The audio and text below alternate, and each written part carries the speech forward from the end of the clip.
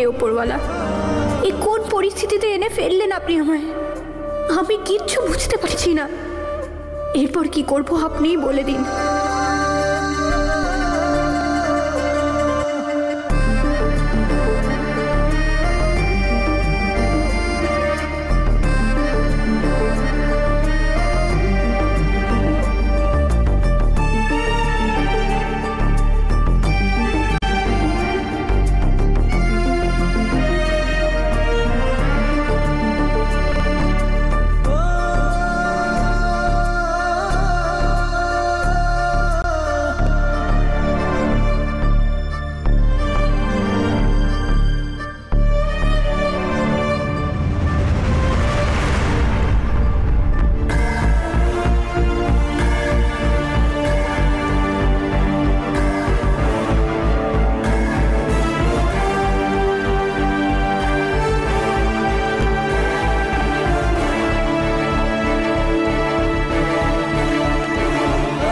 আমি জানি নম্রতা, আমি জানি এই মুহূর্তে তোর উপর দিয়ে কি বয়ে যাচ্ছে। মানুষ ভেঙে পড়ে এত কিছু সহ্য করতে করতে,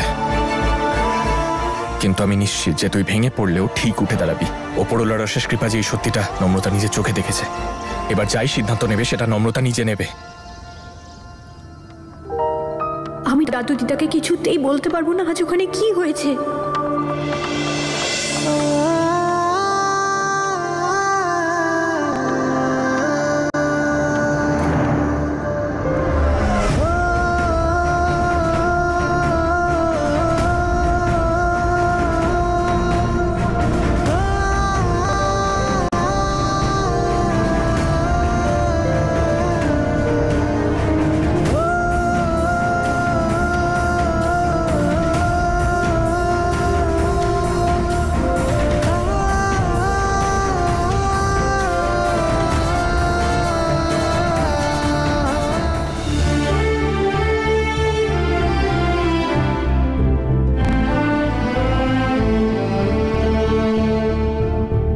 কেমন আছে দাদু?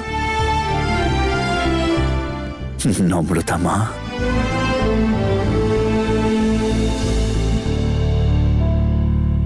কিরে সব ঠিক আছে তো? হ্যাঁ গো দাদু। আরে দেখো, আমি আমার দাদুর বাড়িতে আসতে পারি না? আমি পালিয়ে আসিনি, এবারে বলে এসেছি ওই বাড়ির সবাইকে। আর নূর আছে, ওখানে সব সামলে নেবে। আমি জানি এবার সেলিম আমি বাপের বাড়ি গেছে না, তাই ভাবলাম এবারের অনুষ্ঠানে আমি এসে সাহায্য করে দিই। খুব ভালো করেছিস সোনা। আরে মা, এটা তোর নিজের বাড়ি, তুই যখন খুশি আসবি। আরে তোকে দেখে তো আমাদের খুব আনন্দ হয়।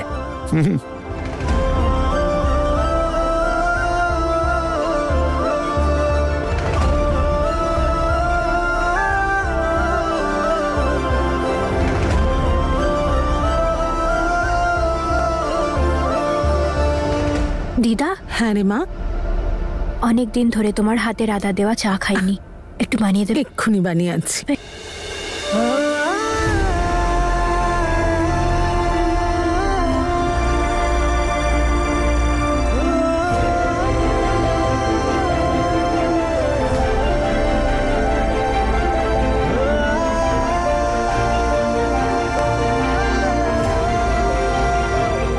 পুরো তনুর মতো মনে যতই কষ্ট থাক, বাইরে সেটা প্রকাশ করে না। কিছু তো হয়েছে, না হলে অনুষ্ঠানের সময় এভাবে চলে আসত।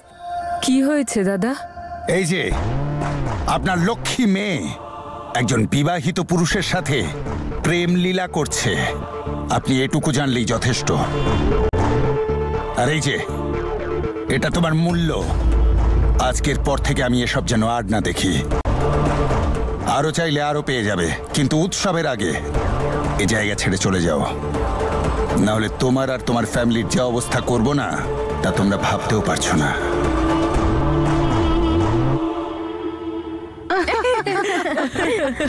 ভালো হয়েছে তুই এসেছিস। দেখ বাড়িটা কেমন ঝলমল করছে। সবাই চুপচাপ ছিল, উৎসব বলে মনেই হচ্ছিল না। এখন যখন বাড়িতে ঝলমল করছে তখন একটু নাচ গান হয়ে যাক। হ্যাঁ হ্যাঁ, সে আর বলতে।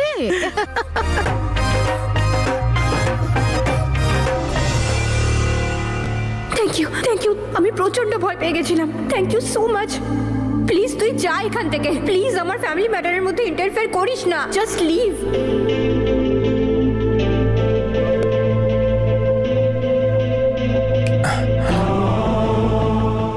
ভাবছিস ভাই? পার্টিতে এসেছি, কিছু বল। আই এম রিয়েলি সরি ভাই, ওই আজকে দিনটা একটু হেক্টিক ছিল। আচ্ছা শোন, আমার একটা খুব আর্জেন্ট কল করতে হবে, আমি এক্ষুনি কলটা করিয়ে আসছি। কোথাও যাবি না তুই? আমাকে আরে, একটা এক মিনিট মিনিট বস না। প্লিজ ভাই, 1 মিনিট, একটা কল, খুব আর্জেন্ট কল।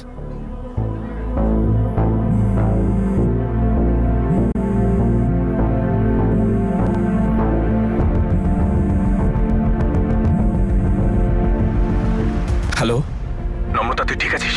কেউ কিছু জিজ্ঞেস করেছে তোকে? তুই কেন আমায় বারবার ফোন করছিস? কেন বারবার আমার লাইফে আসছিস? তোকে আমি বলেছি না আমার লাইফে ইন্টারফেয়ার করিস না। তুই কি ভাবছিস আমি ওইখান থেকে চলে এসেছি বলে ফ্রি হয়ে গেছি? তুই সহজেই আবার আমার কাছে আসতে পারবি? ঈশান, আমায় বারবার ফোন করে বিরক্ত করিস না।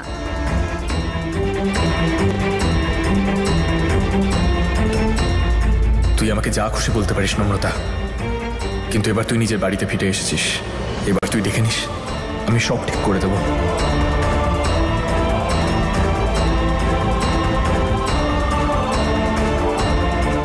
এখন তোমার জীবনে হিয়া এসে গেছে, তাই তুমি দেখে নিও। শুধু নম্রতার ছায়া নয়, ওর স্মৃতিটুকু তোমার জীবন থেকে মুছে দেব।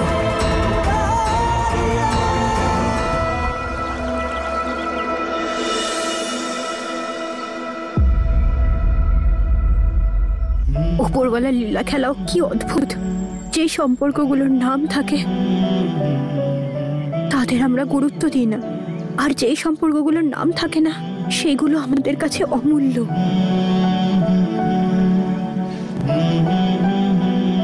আমি অনেক চেষ্টা করেছি মাম্মা, দুটো পরিবারের সম্মান, নিজের সম্পর্কগুলোকে মন থেকে ভালো রাখার চেষ্টা করেছি। এই জোর করে হওয়া সম্পর্কটাকে টিকিয়ে রাখার চেষ্টা করেছি, কিন্তু এবারে আমি আর পাচ্ছি না। তুমি তো একদম টিপিক্যাল ওয়াইফের মতো বিহেভ করছো। আমাদের মধ্যে স্বামী স্ত্রীর কোনো সম্পর্কই তো নেই। আজ অদিতির এই কাজের পরে এই সম্পর্কটাকে টিকিয়ে রাখার একতরফা চেষ্টা আমি আর করতে পারছি না। কিন্তু আমি দিদা দাদুকেও কিচ্ছু বলতে পারবো না। আমি ওনাদেরকে আর কষ্ট দিতে চাই না। তুমি বলো এবার আমি কি করব? আমি আর কিচ্ছু বুঝতে পারছি না। আমাকে একটা রাস্তা দেখাও মাম্মা।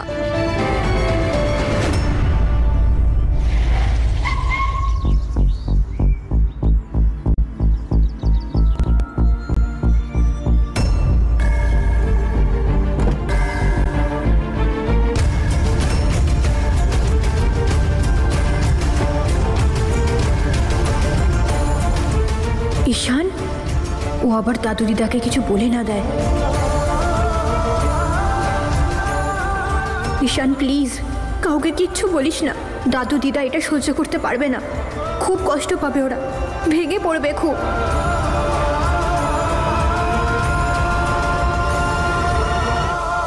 শাগনিকে টিফিনটা ঈশানকে দিয়ে দিস। সকাল সকাল কাজে বেরিয়ে গেছে, তাই কিছুই খেয়ে যায়নি। আর আজকাল তো ও খাওয়া দাওয়াই ছেড়ে দিয়েছে।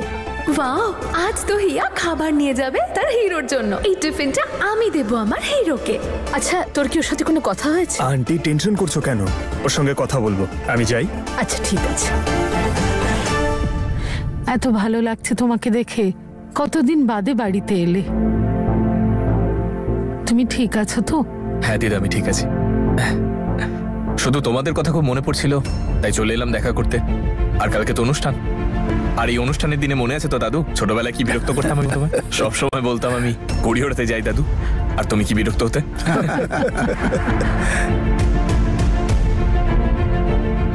মনে হয় নম্রতা কিচ্ছু জানায়নি। নমস্কার দিদা। বেঁচে থাক বাবা, অনেকদিন পর এলি যে। তোমাদের সাহায্য করতে এসেছি। অনুষ্ঠানের জন্য কোনো কাজ বাকি থাকলে বলো না আমায়। আমাদের নম্রতাও সাহায্য করতে এসেছে। এমন সন্তান উপরওয়ালা সবাইকে দিন। বিয়ের পরেও আমাদের কথাও কত ভাবে।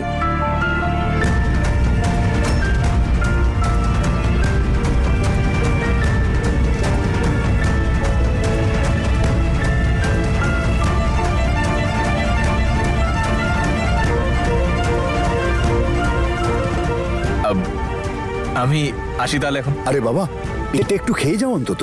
দাদু পরে এসে খাবো আমি, আর তাছাড়া আমাকে এখন ডিউটিতে যেতে হবে, তাই শোনো বাবা, নম্রতা এসেছে, দেখা না করে চলে যাবে?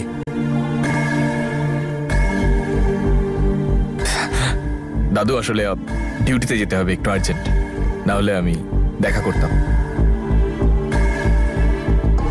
আমি আসি এখন। আচ্ছা, ভালো থাকো। ঠিক আছে বাবা। ভালো থাকো।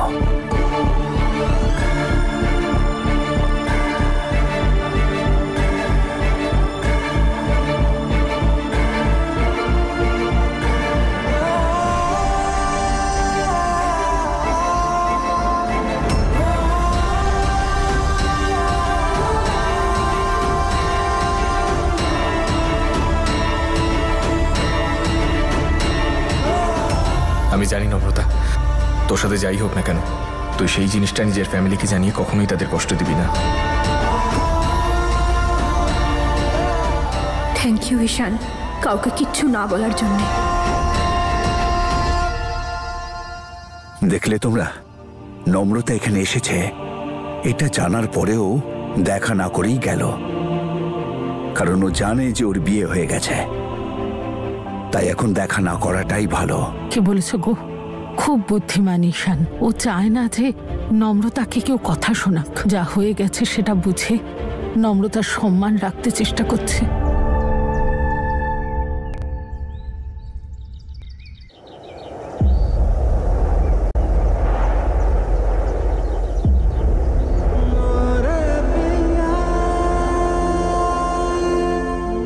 নম্রতা এখানে চলে তো এসেছে, কিন্তু এখনো কি করবে, কি ভাবছে ও? যদি একবার ওর সাথে কথা বলতে পারতাম।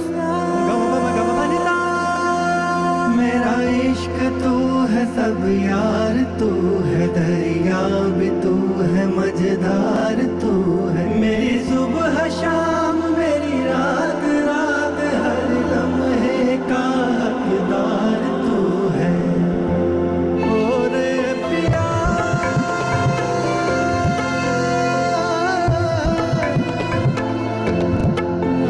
मेरी सुबह शाम, मेरी रात रात, हर लम्हे का हकदार तू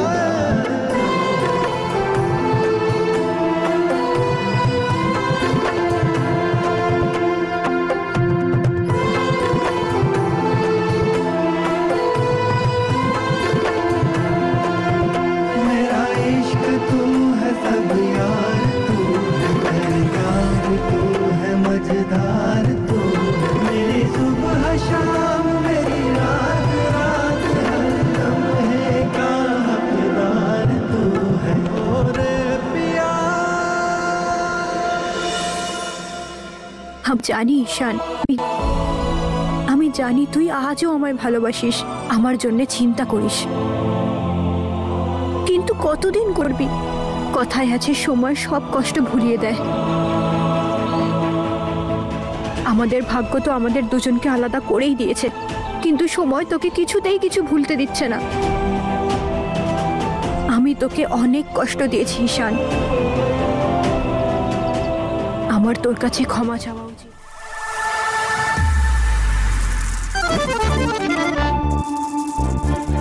এ বাবা, আরে শাকনি, কায়ু ওকে? এসো এসো, ওঠো, আমি তোমার হেল্প করছি। ওঠো ওঠো, সাবধানে সাবধানে, দেখে খুব লেগেছে তাই না? খুব ব্যথা করছে? দাও দাও দাও, জামা দাও। Are you okay? I am. আরে তুমি এখানে করছিলেটা কিরকম হঠাৎ করে? চলো তোমাকে আমি ডক্টরের কাছে নিয়ে যাই, চলো তো আমার সঙ্গে। আরে চলো না না, আটা মুচকে গেছে। তুমি একটা কাজ করো, টিফিনটা একটু ঈশানের কাছে পৌঁছে দাও। আসলে আন্টি বানিয়েছে ওর জন্য।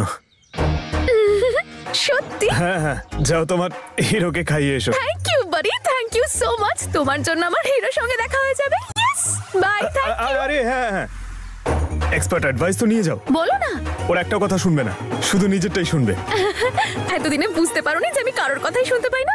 Take care. নম্রতা, কোথায় যাচ্ছিস মা? আরে মা, এদিকে আয়, এই দেখ তোর জন্য কি বানিয়েছি। আরে আয় না, খানা, নে নে নে নে নে। দারুণ না? হ্যাঁ দিদা, আমি একটু বাজারে যাচ্ছি, আসলে চুড়ি কিনতে হতো আজকে অনুষ্ঠানে পরার জন্য। আচ্ছা একটা কাজ করি, আমি এটা নিয়ে যাই, আমি যেতে যেতে খেয়ে নেব, ঠিক আছে? আসছি আমি। সরি দাদু, আমি তোমায় মিথ্যে বললাম, ঈশানের পুলিশ স্টেশনে যাওয়ার আগে আমি ওর সাথে একবার দেখা করতে চাই। হ্যাঁ ম্যাডাম, বলুন কি কাজ আছে? কোনো কমপ্লেন করবেন নাকি? অফকোর্স কমপ্লেন লেখাবো, সেটাই তো করতে এসেছি। ম্যাডাম আপনি শুধু নামটা বলুন, কার রিপোর্ট লেখাতে হবে, তাকে আমরা এক্ষুনি ধরে নিয়ে আসছি এই থানাতে। আপনাদের এএসপি মিস্টার ঈশান।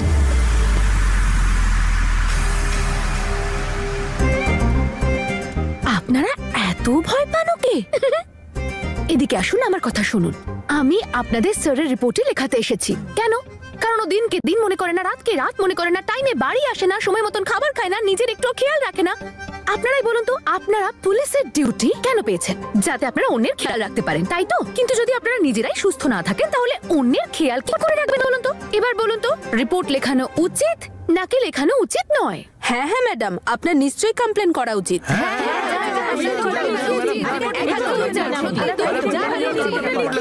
বলুন বলুন।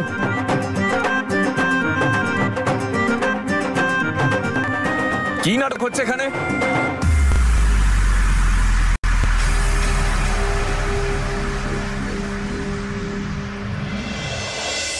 হাই হিরো, কেমন আছো তুমি? আরে দাঁড়াও দাঁড়াও দাঁড়াও, আন্টি আমাকে এখানে পাঠিয়েছে তোমার টিফিনটা দিতে। দাও টিফিনটা, দাও দাও। মাও আছে তোমাকে আমার পিছনে লাগিয়ে দেয়। আরে আমিও তো আছি। সব সময় তুমি শুধু তুমি কি করতে এসেছো? টিফিনটা তো দিয়ে দিলে, আমি খেয়ে নেব। ঠিক আছে যাও।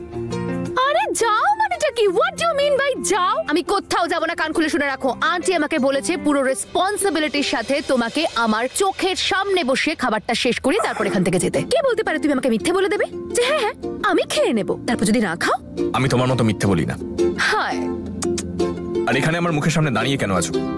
যদি বসতেই হয় তাহলে ওখানে গিয়ে বসে পড়ো। ওকে দেখো, আমি মানছি যে আমরা ফ্রেন্ডস নই, কিন্তু একসাথে খাবার তো খেতেই পারি, কারণ আন্টি শুধু তোমার জন্য নয় আমার জন্য খাবার প্যাক করে দিয়েছে। একটা কাজ করো, তুমি যাও, আমি পরে খেয়ে নেব। এক্সকিউজ মি, আমি নিজেও খেয়ে যাব আর তোমাকেও খাইয়ে যাব। এবার বলো তো, তোমার কেবিনে কোথাও প্লেস্টেস নেই নাকি? হ্যাঁ ওখানে আছে। Okay thank you. এর মাথায় কোনো সমস্যা আছে মনে হয়।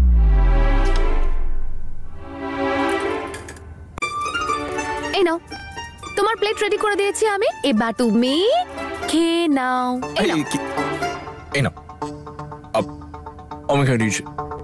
আমি খেয়ে নিয়েছি, একটা কাজ করো, তুমিও খেয়ে নাও তাড়াতাড়ি। So irritating.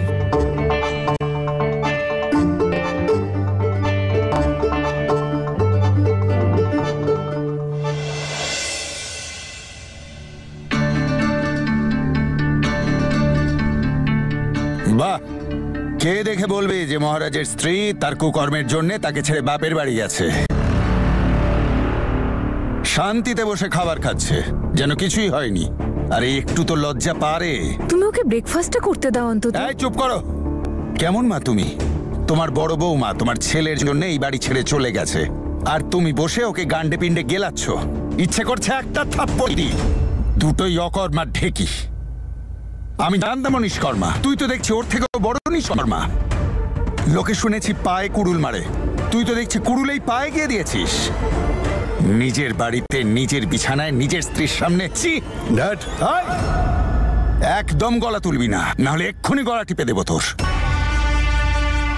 অনেক কষ্টে আমি এই ব্যাপারটা সামলেছি। ওই যে ওই মেয়েটা, ওকে ওয়ার্ন করে এসেছি যেন এখান থেকে কেটে পড়ে।